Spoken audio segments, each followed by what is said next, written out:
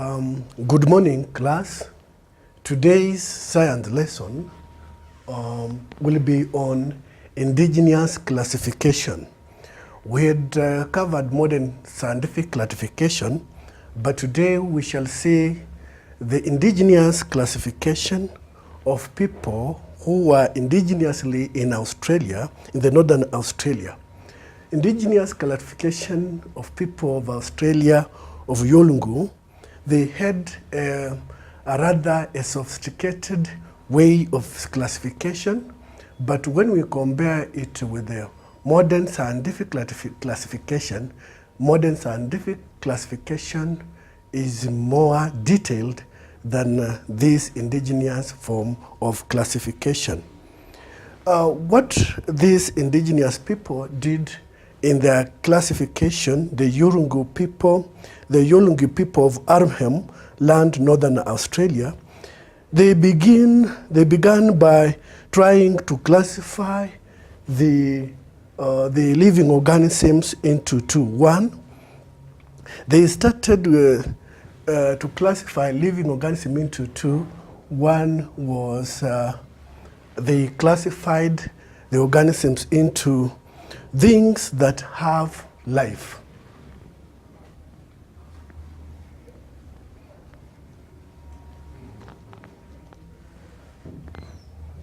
Things that have life. So their first classification, they classified things into two. First, classifying those things that have life. Then they went to a second classification, things that do not have life.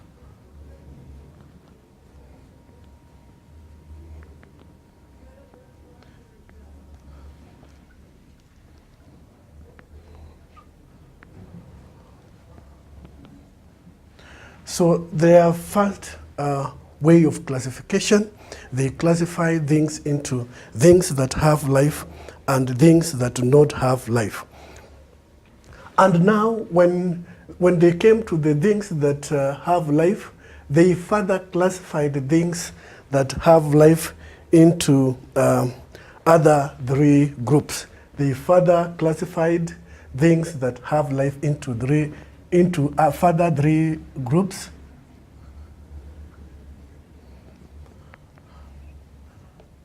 Things that have life were further classified into three groups. The first group was that things that move themselves. Terms of movement and locomotion, things that move themselves. Yes, things that move themselves being the first way they tried to further classify things that have life. Examples of things, we say that things that have life, things that move themselves. Examples of things that move themselves, they gave examples of want to know the nature of these organisms. What do they identified things that move themselves as the sun. They saw the sun could move. They also identified planets. They also went ahead and identified water and also fire. So these were classified as things that move themselves, that the sun is capable of moving itself, the planet is able also to move itself, water and even fire. Maybe from their point of view, they were trying to understand the whole environment, the whole world, the whole universe by the nature where they are. So these indigenous people of Australia, the Yolngu people, once maybe they could see in the morning when the sun rises and it sets in the west, they will say the sun has moved from east to west. They will not come up with an idea that it is not the sun that is moving, but it is the Earth as a planet that is rotating. Now, when it comes to planet, also the planets, they could be able to observe like Musa, the planets they could be able to observe, they saw the planets were moving, and they said that was a movement. When it came to water, if you observe the river, water will always move from a higher place to a lower region, and they will say now the water is moving, therefore they will classify it under things that move. Fire can start in one place, and when it continues to burn, it can burn a number of acres, a number of areas, forest. It is moving. Fire can move as it burns. So they felt that they can classify fire as things that move themselves. They went to further to classify things that breathe and reproduce. Their second classification of these things that have life, they said things that breathe. Yes, things that breathe and reproduce. Things that breathe, they can breathe and reproduce. Now, the second classification, things that breathe and reproduce, they gave examples of living things that belong to this category, and they saw plants and animals fall into this category. Plants and animals. Yes, you can say plants and animals fall into this category. If we were scientists, maybe modern scientists, we would have included human beings, but with them they said human beings are exception, and human beings were given that category as humans. So human beings, they separated themselves. So we can see things that have life were categorized into three: things that move themselves. We have given examples of things that move themselves. Then things that breathe and reproduce. They have seen from their own understanding that the plants do breathe and animals do breathe also. They have classified them into that second category. Then that we have humans.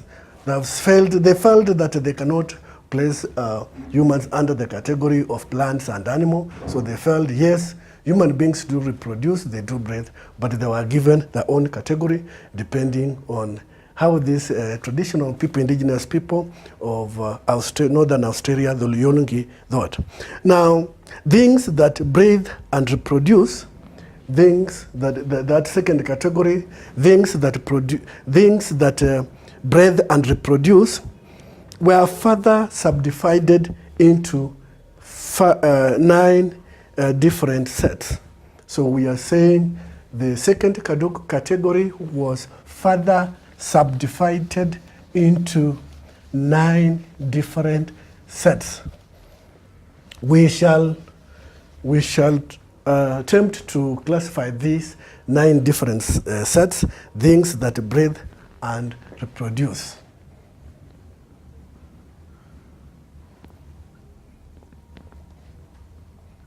Things that breathe and reproduce. So we are saying this category of things that breathe and reproduce were further classified into 9 categories. These categories were given, and they were given names as follows. The first category was Guya. That was the first category according to Yolngu people. So, and this category, the group included all fish. This group included all fish. All fish were included in this group.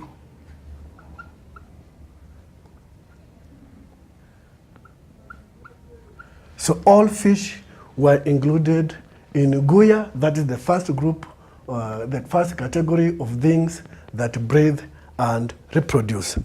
Then there was a second category of things that breathe and reproduce, and the second category was called Darba.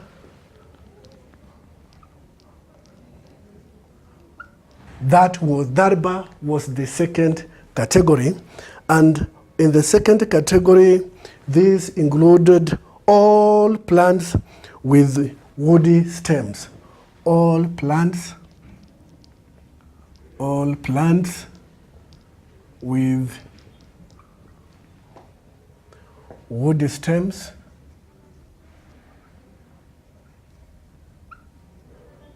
So we are saying there are second category of things that breathe and reproduce.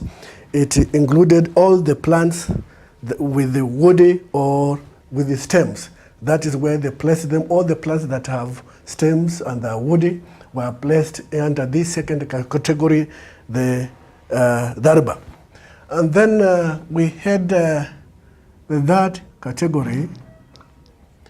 The third category was called Waragan. The third category, Waragan. That was the third category of things that breathe and reproduce. And in this that category, Waragan, it included all land or freshwater mammals, all land and freshwater mammals.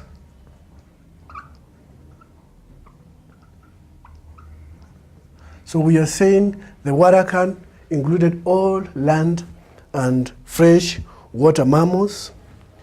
Birds were also in this category. Birds were also included in this category. We had also the reptiles. We had also the reptiles in this category with the exceptions. There was an exception of snakes. Snakes had its own grouping. So we are seeing the third category, the Waragan, all land and fresh water mammals were included in this category. Birds, whether they were birds of land or birds of the air, were included in this category. Then we had the reptiles were in this category with the exception of snakes.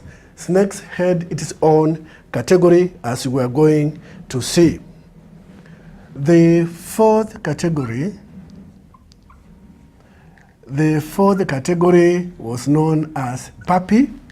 The fourth category was known as puppy, and it includes all snakes, lizards, and legless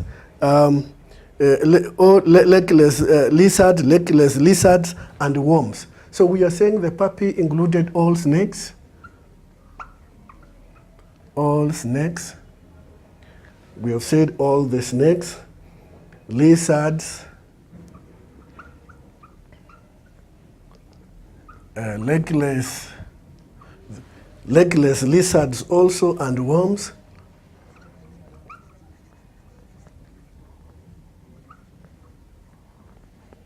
Legless lizards and worms. So we are seeing the fourth category of things that breathe and reproduce.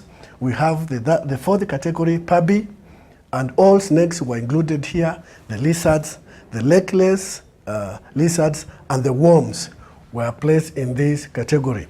Then some of the 9 groups, some of these groups again, some of the 9 groups were further divided as follows. For instance, if you remember, Guya also, we can take an example of Guya, which was the first one there. So we find that some of this Guya was also further subdivided as follows. One, they subdivided the animals, all fish were included, we have said yes, but they subdivided according to where they live.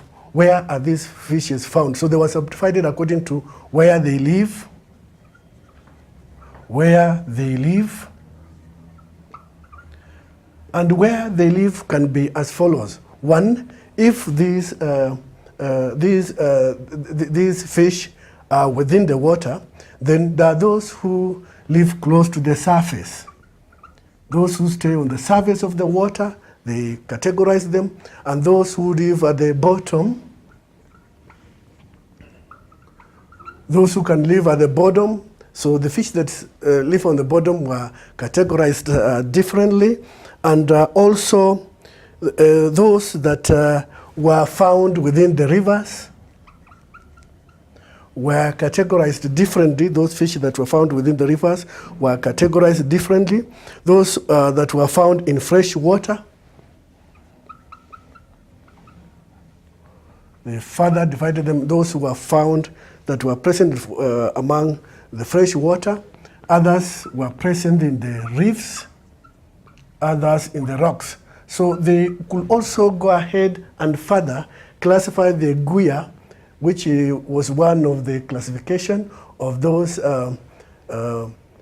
animals that breathe, the living things that breathe and reproduce, were further classified. That guia was further classified into where they live. Is it on the surface of the water, the bottom? Was it found in the rivers? Or were these animals found in fresh water, reefs, or rocks? So that's how they went ahead to further classify the puppy, to classify the guia into different categories. They also went ahead and classified, we had the warakan, yes. Warakan was further classified into, considering the following qualifications. They further classified warakan group according to whether they fly. The organism within this warakan group, do they fly? How is the system of their movement? How do they move? How is their locomotion? So they further classified them. Do they fly? Do they walk? So walking and flying are different. Do they walk? They would like to know. Do they crawl? We have crawling animal. Do they crawl or do they slide? So we can see they further went ahead and classified the warakan group into those that fly, those that walk, those that crawl, and those that slide. They did that. And we shall see one of the indigenous way of classification. Then we shall also compare that classification with a modern way of classification. What we are going to do is we are going to pick on a number of organisms or a number of living things, and then we shall pick these same living things. We classify them scientifically using the modern methods that were discovered by Carl Lillian, and then we shall try to compare it with the classification of indigenous people, the Yolngu indigenous people. We can try this classification. We see how we can place them in the different phylum, kingdoms, and orders, and so forth. We can have a scientific way of classification, and then we can compare it with the indigenous system of classification that was practiced by the Yolngu people. So scientific classification of three finches.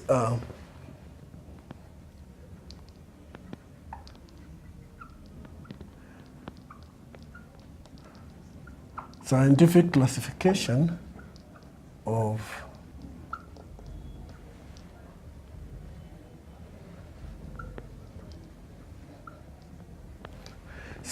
classification of three finches found in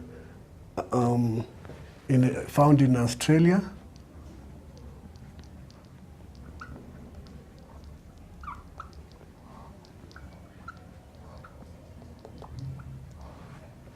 It is found in the northern Australia. We shall try to classify them, and we are saying northern Australia, this is Amham land. Because this is scientific classification, we shall try to identify these three finches. These finches are birds. Finches are birds. We want to see these birds. They can fall into a number of classifications. So we shall classify and see how scientifically we can be able to classify the three different species of birds, but they belong, of course, in the same kingdom. That is the animal kingdom. So we can start by maybe identifying the kingdom. of these birds, and then from the kingdom we shall try to identify the phylum of these birds. Then from the phylum we shall come to class. We shall want to know these three finches, which class do they belong to.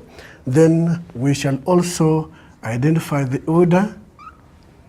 Then from the order we shall come to the family.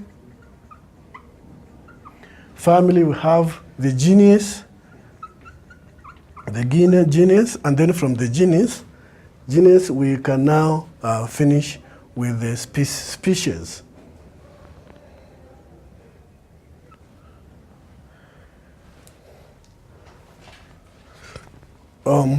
Yes, we shall finish with the species. Now, when it comes to the kingdom, these finches, they belong to a kingdom called Animalia. They belong to Animalia, which is the animals. So we say these birds are animals, so we are saying they belong to a kingdom called Animalia, or the three of them. Then when it comes to phyla, the phylum, they belong to Chordata, which is the chordates. Chordates, that is the phylum. When it comes to the class, it belongs to the class of aves. When we talk of the aves, we are meaning the birds. It is in the class of the birds, the aves. This scientific way of classifying the three finches into the different classes. When it comes to order, yes, it belongs to an order called Passeriformes.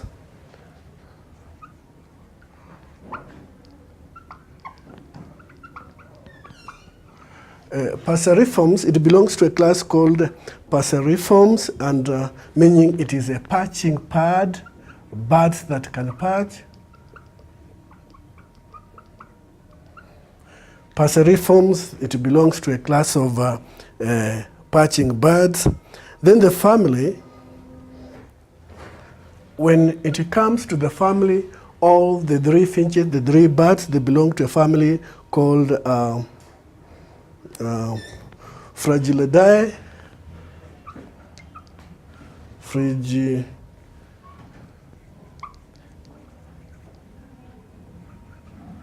It belongs to the family called Fragilidae. This is finches.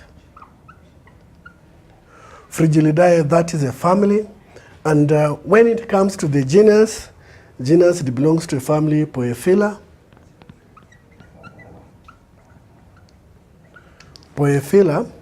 And lastly, when we are coming to the species, so when you observe the phylum, we have said is the Chordata from chordates, the class, the aves, these are the birds. And when we see the order, the Passeriformes, or the perching birds, these are birds that both of them can perch on trees. The family is Fragilidae, that is finches. Both the three species, they belong to the same family. When it comes to genus, all of them are Poephila. They belong to the same genus Poephila. Now, where the major differences that comes in is when it comes to species, and the species, we describe that particular organism the way it is. So in the description, scientific classification, it is only on the species that we can be able to differentiate these particular birds. So when we come to species, then we find that the three finches will be identified differently into three. And on identification, the first name is the from genera, and then the second name comes from the species, becomes the second name. So the way we can classify these into the different groupings, the first group, the first species of the bird, we are going to have Poephila personata. Poephila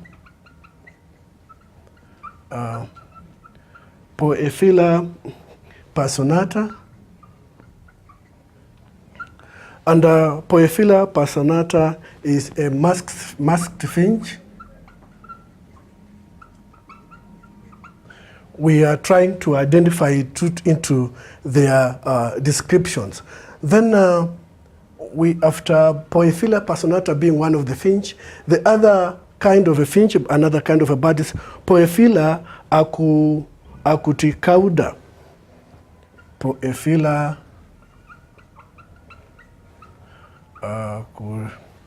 Poephila acuticauda. Poephila acuticauda, it is long-tailed finch. Long-tailed finch. That is the second identification into that species. Then the third one is Poephila. This is the third identification, Poephila bigenovale. Poephila bigenovale. Poephila bigenovale, it is called like so because it is a double bird finch.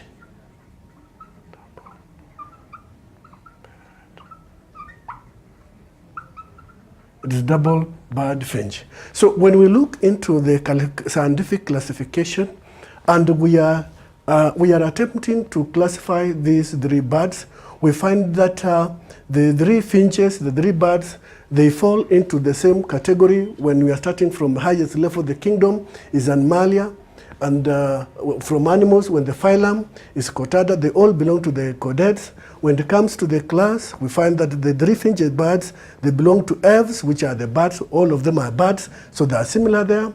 When it comes to order, all of them are passeriforms, meaning they are perching parts, they perch on trees. When it comes to the family, we get the Frigilidae finches, they belong to that family. All the three birds, they belong to the same family. When it comes to guineas, they belong to Poephila. That is the generic name, Poephila. Then when it comes to species, we find that they belong to different species. The first bird, the masked finch, it belongs to Poephila personata. Poephila personata. Then this other second bird is identified to belong to Poephila acuticauda. That one is a long-tailed finch bird. Then when you go to the third kind of finch is Poephila bigenovale. That's a double bird finch. So we can see when it comes to scientific classification, we are able to identify and to describe each kind of species that is identified. We are able to identify and to discover each type, each kind of a bird. Now we want to see if this is a scientific way of classification. Then we want to see traditional way. How do we traditionally classify the three finches, the three birds? Let me wrap this so that we do traditional indigenous way of classification.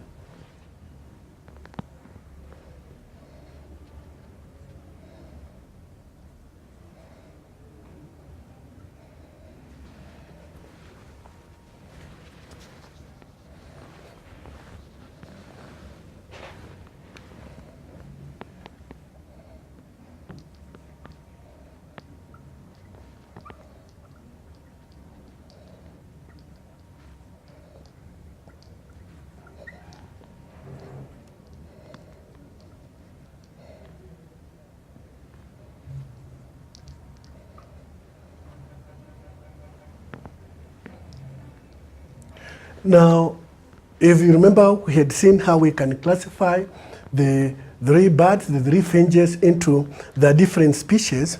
We want now to see if we apply the traditional indigenous classification of the Yolngu people. How will they be able to classify these three finches? The classification were as follows. One, there are no specific names or different finches. They are all legids.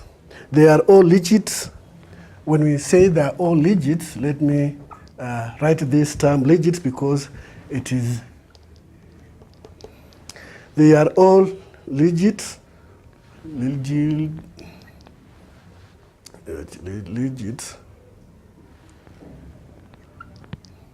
We shall be using that term to describe what the finches are. They have a common name. They are just called birds, the legits. That's the way I've written it. We shall find that in their classification, they will not be specific. When it comes to species, they will only call them birds. They will not try to differentiate that this is a long-tailed bird or this is a whatever kind of a bird. No, they will just call them birds. So we can try to attempt to see how they can classify the following classification of these three birds. They will not give the specific name, but we can start things that have life. Their first category of classifying is things that have life.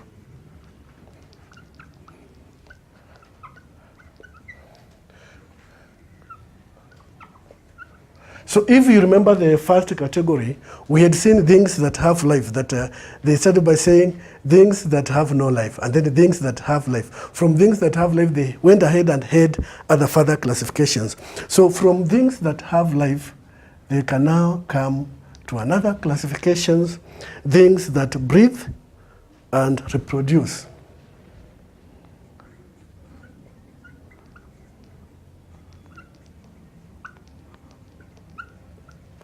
Things that breathe and reproduce. So when we are classifying the three finches, the birds, yes, there are things that have life. That's the first form of classifications they have. If we are using scientific, then it will be animal kingdom. Then from now, things that have life, they come down to things that breathe and reproduce. The birds, the three birds happen to fall also into this category. That birds do breathe and birds do reproduce. So from things that breathe and reproduce, they can go ahead and further classify them now into different categories, those remember, and we are dealing with a category called the waragan. Yes. So from things that breathe and reproduce, we now have the waragan group. Now from the waragan group, we had a number of waragan. There are different groupings of waragan, but here we are dealing with the waragan, and from the waragan, birds belong here. From the waragan, we can further classify them. And when we classify them into litigil.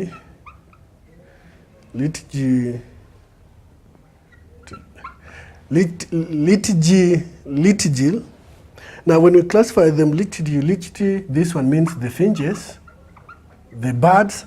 And now one specific important information about this classification, all the finches have the same names.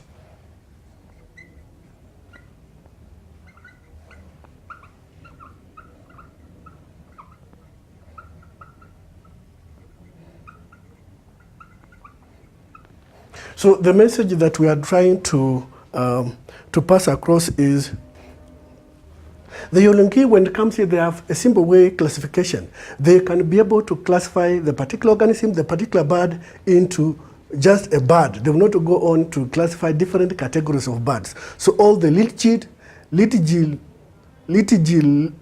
digil, they all are called finches. They're all birds. So we cannot go further and classify them and identify these birds by describing the way they are. So this will be the end of the indigenous classification of the three finches of in Yolngu classification system, indigenous classification system. So we cannot classify further than this.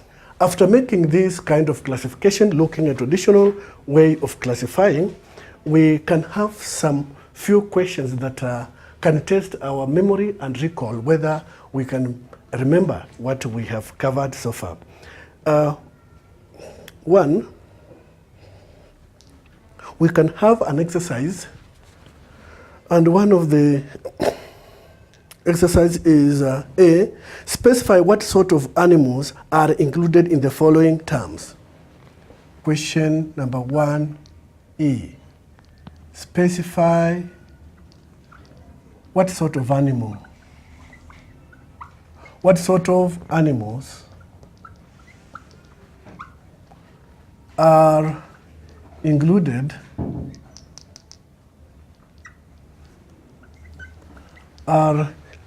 what sort of animals are included in the following terms?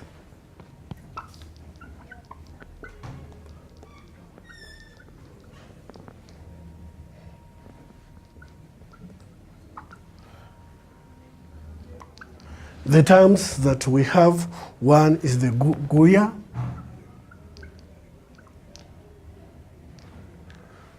The second term that we have, waragan.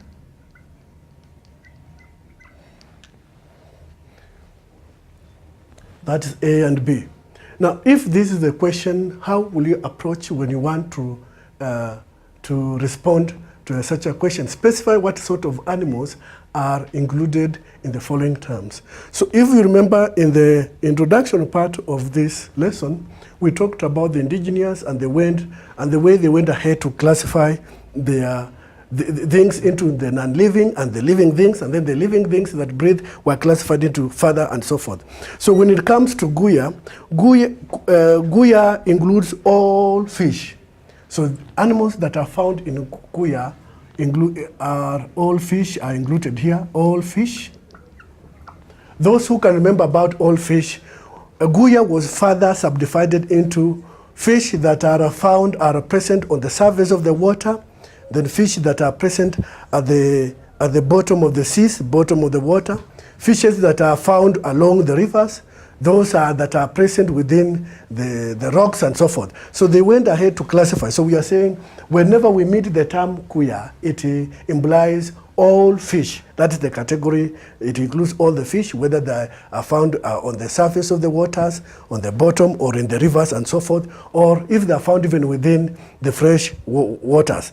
They are called guya and they are fish. Then the second category, the second term, the waragan. The waragan, we said, what do this term involve? What kind of animals are involved here? We said all land and fresh water mammals. All land and fresh water mammals. So all land and fresh water mammals are included in the waragan. All birds that do fly and birds that do not fly, they're included in there. Then we said also the reptiles. Reptiles also belong here, with an exception of snakes. We said snakes has got its own grouping called papi, those who can remember, but we are saying on waragan, it includes all land animals, land and freshwater mammals, birds, reptiles, with the exceptions of snakes. Snakes had its own groupings called papi, those who can remember. We can go to the second question, and second question, we can call this second question, question 2A. On the second question 2A, state the Yolngu name for A, plants with broad stems. We are asked to state the Yolngu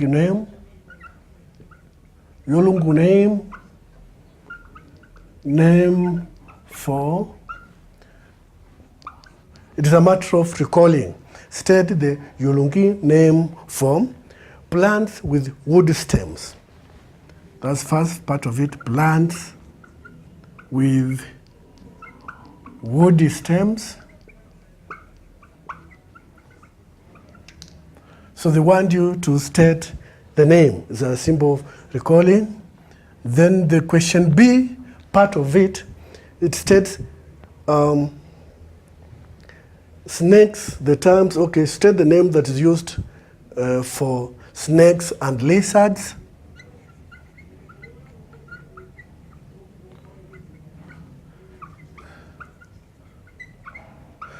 You remember there was a term they used to classify snakes and lizards, legless lizards, the worms and so forth. they will want you to have a name for this term. So if you recall, if you remember in the introduction message on these animals, how they are being classified, we had reached where we said, on the Waragan, we said it includes all the mammals, the birds, and the reptiles, with the exception of snakes. So when it comes to snakes and lizards, they have got their own grouping, and those who can remember the grouping, we shall mention it here. But we can start with the question number 1. Yes, this is question number 1. This not B. It is question number 2. Number 2A stroke 2Is. So plants with the woody stems are called darba. Those who can remember. Plants with the woody stems are darba. Then snakes and lizards, the legless lizards and so forth, and even the worms, those who can remember, they belonged to a category called the puppy. When you give this term, you have given correct identification of what the plants and wood stems stand for, darba, and snakes and lizards, that's the puppy grouping.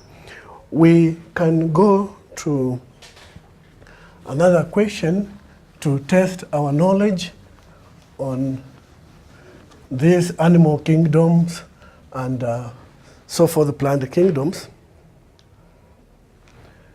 Question number 3A. Question number 3A. State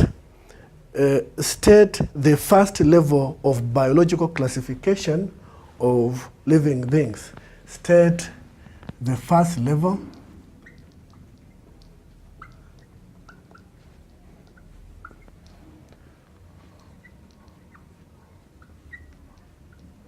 Biological or scientific biological classification of living things.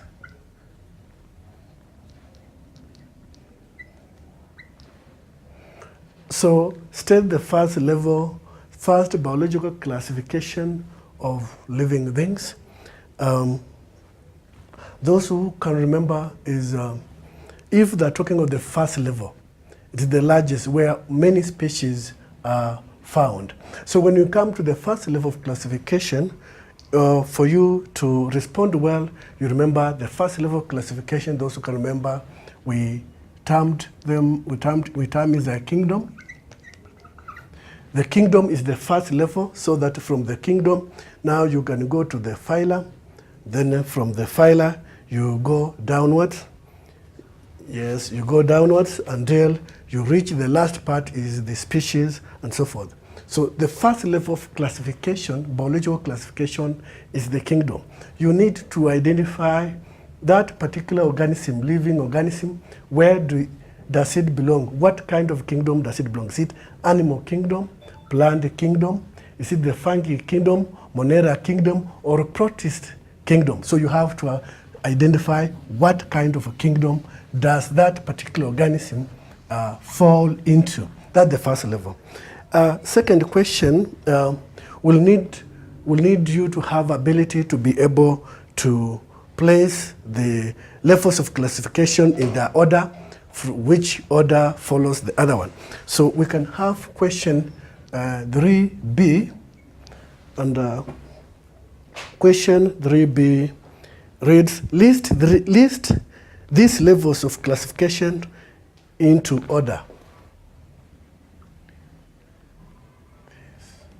List these levels of classification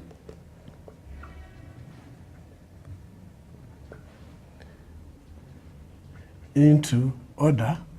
List these levels of classification into order from the one in which there is greatest number.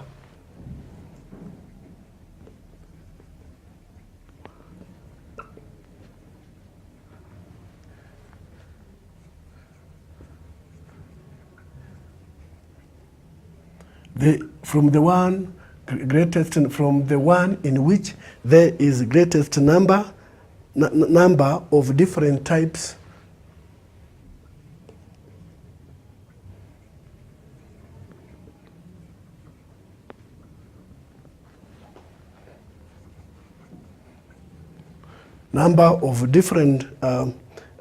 types of organisms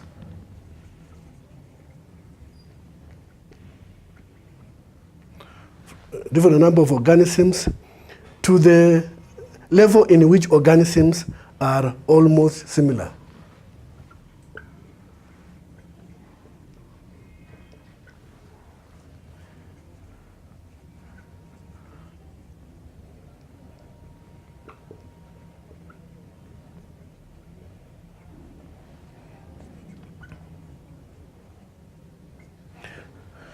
There's no way we can say now the organisms are replica.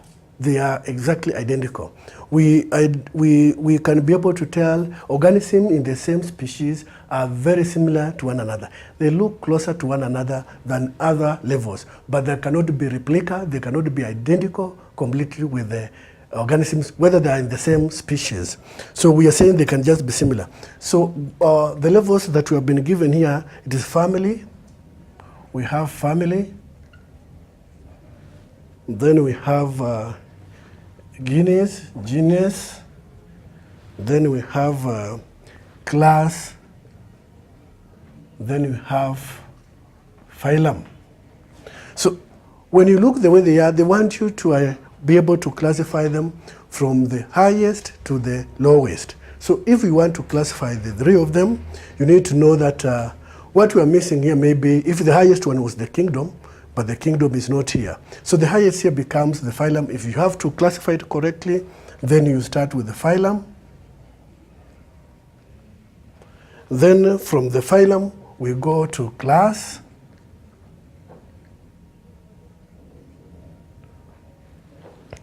Then from the class, we shall go to family. Then from the family, we shall go to genus. What is happening is, if we had all the levels of a classification, we could have had the kingdom, the phylum, the class, the order in between, then the family, genus, and then lastly will have been the species. But these are the four terms that were given. So we want just to put them into correct order. So the first one will be the phylum, class, family, and then genus. What we are saying, from genus now we should go to the species. From the family is being the largest at the moment. The organisms are of various types, and they do not resemble, but as you go towards the genus, they are almost similar. So this is the correct order. We have tried to rearrange from the first one, and then we have arranged it correctly to have this is the correct order: phylum, class, family, then we finish with the genus. We can advance ahead to question 3C. And this exercise, question 3C, is name the first, it is a matter of recall, it's knowledge. Name the first scientist who developed the binomial system of classification.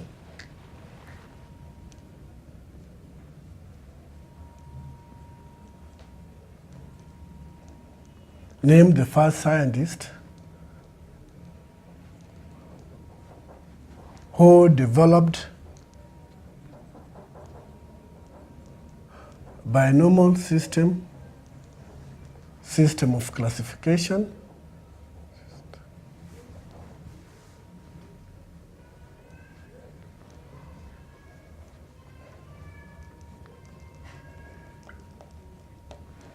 So here, the question requires you to know the name. To know the name. Once you know the name, you are in safe hands. So the first scientist, and is known because he came up grouping animals. He identified close to 1,000 plants and went ahead, did a lot of practice. This first scientist called Carl Linnaeus. His name is Carl Linnaeus. Carl Linnaeus is the first scientist who came up with this binomial system of classification.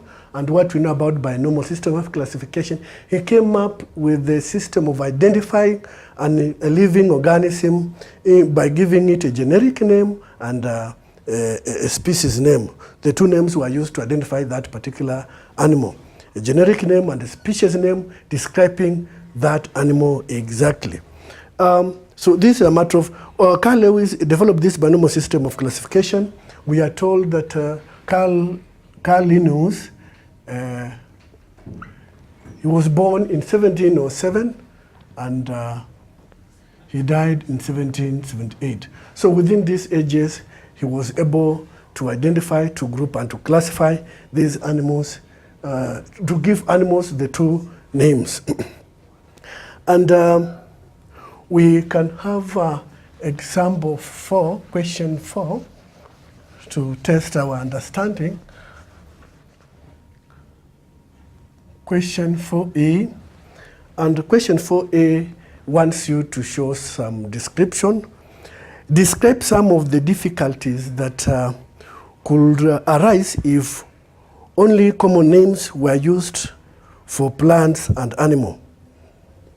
Describe the difficulties that could arise if only common names were used for plants and animals.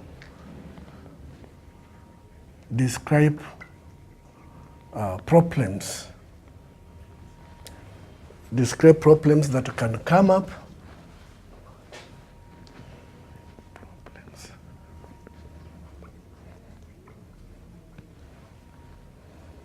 That can arise if, yes, problems that can arise if only common names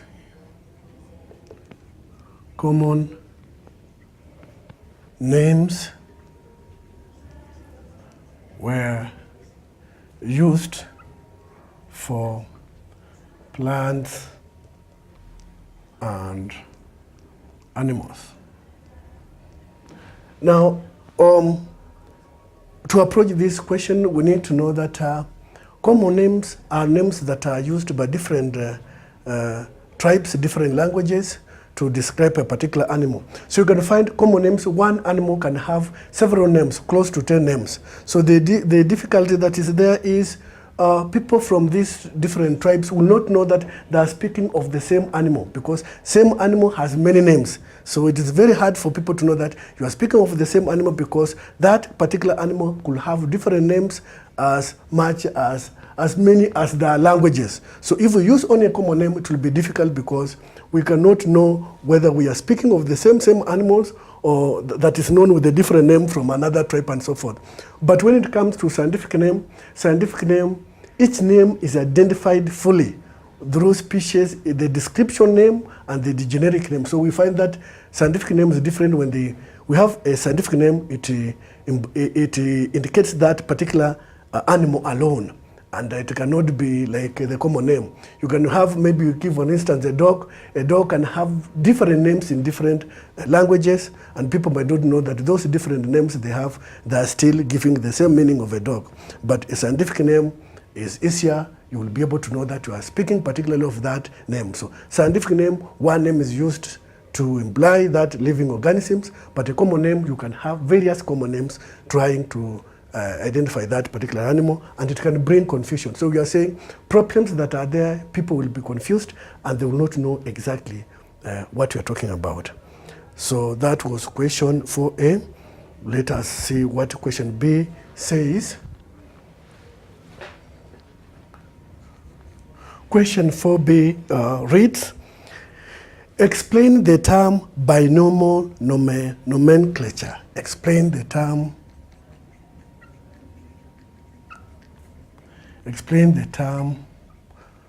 by binomial nomenclature.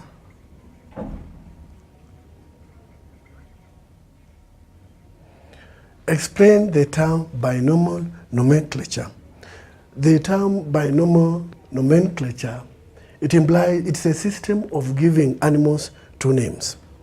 Giving an animal two names starting with the generic name and then being followed by the species name. The order of giving these animals, the order of using this binomial nomenclature, you start, you write the generic name, you start with a capital letter, and when you are writing the species name, you use a small letter. For instance, if I am writing the biological name of a lion, for instance, the biological name of a lion, and we want to use the way it is named binomial nomenclature, the first name is Panthera.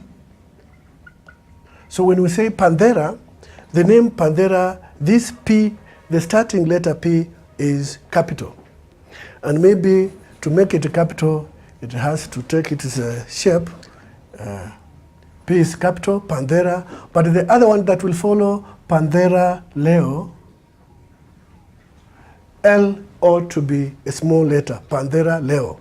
So we can see lion is a common name, but a specific name, scientific name for it is Panthera leo. So a system of giving two names to a living organism is what we say binomial nomenclature. The first name is generic, the second part of the name is species. Describe that animal exactly.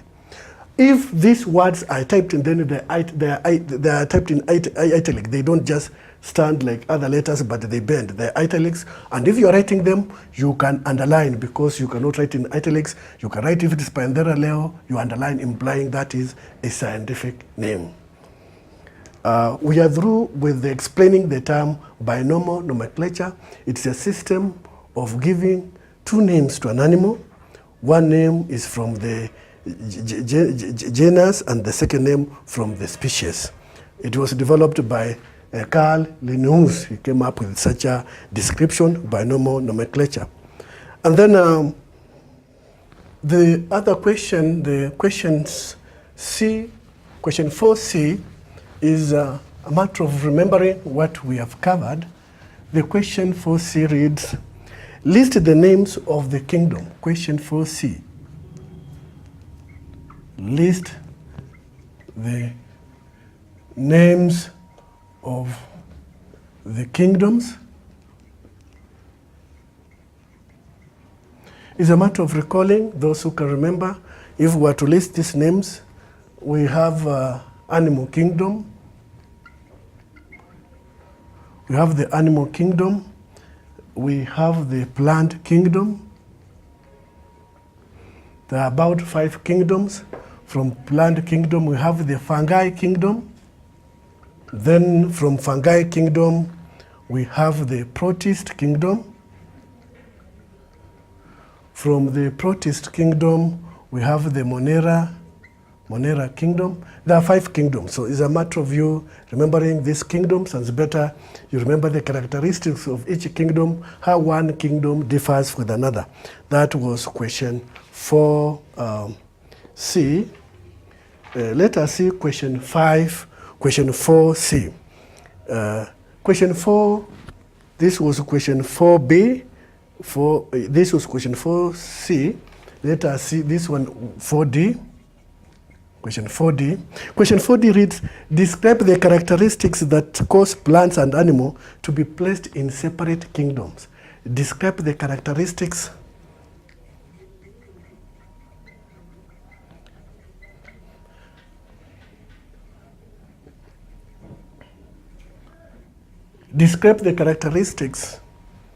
that cause plants and animals to be placed in separate kingdoms.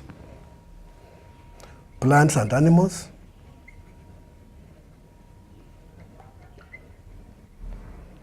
Why are plants and animals placed in separate kingdoms? So what are these main characteristics that causes animals and plants to be placed in separate kingdoms?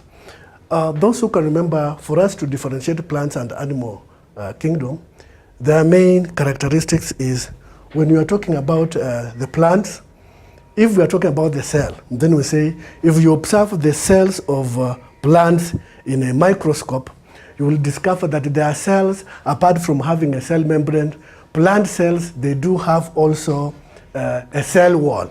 So one of the major difference between the animal plant cell and the animal cell and the plant cell is that the plant cell has got a cell wall, but animal cells have got cell membrane as a covering of the particular cell.